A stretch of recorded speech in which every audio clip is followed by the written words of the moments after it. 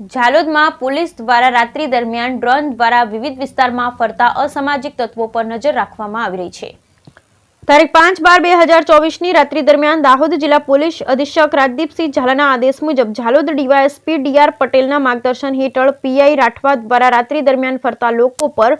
Watch રાત્રિ દરમિયાન તળાવ વિસ્તાર અને સરદાર પટેલ ચોકમાં ઉભા રહી નગરના રસ્તા તેમજ સુમસામ જણાતા વિસ્તારોમાં બારીકાઈથી ડ્રોન દ્વારા પરીક્ષણ કરવામાં આવ્યું। ઝાલોદ પોલીસના પીઆઈ રાઠવા દ્વારા પોલીસ સ્ટાફ સાથે રાખી વિવિધ વિસ્તારમાં રાત્રિ દરમિયાન ચુસ્ત પોલીસ બંદોબસ્ત ગોઠવી તેમજ નાઇટ દરમિયાન સતત પેટ્રોલિંગ કરી રાત્રિ દરમિયાન ફરતા લોકો પર સતત વોચ રાખી કાયદો વ્યવસ્થા જાળવવાના પ્રયત્ન કરે છે તેમજ નગરમાં કોઈ અનિચ્છનીય બનાવ ન બને તે માટેની તકેદારી રાખવાનો સંપૂર્ણ પ્રયાસ કરતી રહે છે। આજે વધુ ચુસ્ત રાત્રે દરમિયાન અસામાજિક તત્વો તેમજ ગેરકાયદેસર હેરાફેરી કરનાર લોકો પર દેખરેખ રાખવા માટે નગરના રસ્તા તેમજ સુમસામ જણાતા ખૂણા અને ઝાડી ઝાખરાઓથી છવાયેલા ખેતરમાં ડ્રોન દ્વારા બારીકાઈથી નિરીક્ષણ રાખી રાત્રિ દરમિયાન હિલચાલ કરતા લોકો પર બારીકાઈથી નજર રાખી કાયદો વ્યવસ્થા ન બગડે તેની તકેદારી રાખવામાં આવી હતી।